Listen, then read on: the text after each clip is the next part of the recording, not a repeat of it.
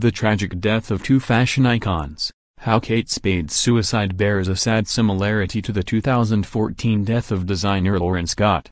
Kate Spade is the second high-profile fashion designer to commit suicide in New York following the death of Lauren Scott 4 years ago.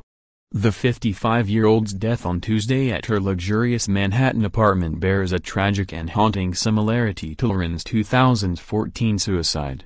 Spade, a mother of one, was found hanged with a scarf in the bedroom of her Park Avenue apartment not long after 10 a.m. Meanwhile, Scott was also found hanged with a scarf in her Chelsea home back in March 2014.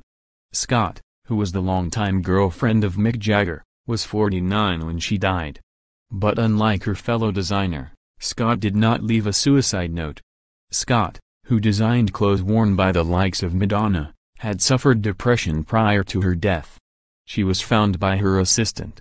Spade's death is still under investigation, but police did confirm that the designer, known for her sleek handbags, had left a suicide note. Her husband and business partner Andy Spade was in the apartment at the time. It is not clear how long Spade had been dead, but the medical examiner will perform an autopsy. The couple's 13-year-old daughter was at school at the time. Law enforcement officials said Spade's note contained a message to the teenage girl telling her it was not her fault. "We are all devastated by today's tragedy," her family said in a statement through a spokesman. "We loved Kate dearly and will miss her terribly.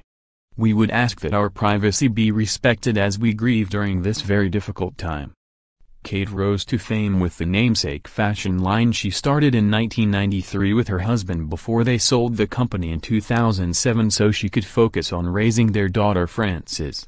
She walked away from the company a year after it was acquired from the Neiman Marcus Group for $125 million by the company then known as Liz Claiborne Incorporated. Coach, now known as Tapestry, bought the Kate Spade brand last year for $2.4 billion.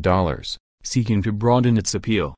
Meanwhile, Spade and her husband, brother of comedian David Spade, started a new handbag company a few years ago, Frances Valentine. She changed her name to Catherine Noah Frances Valentine Brosnahan Spade. If you or anyone you know needs to talk, the National Suicide Prevention Lifeline is available 24/7 at 1-800-273-TALK, 8255.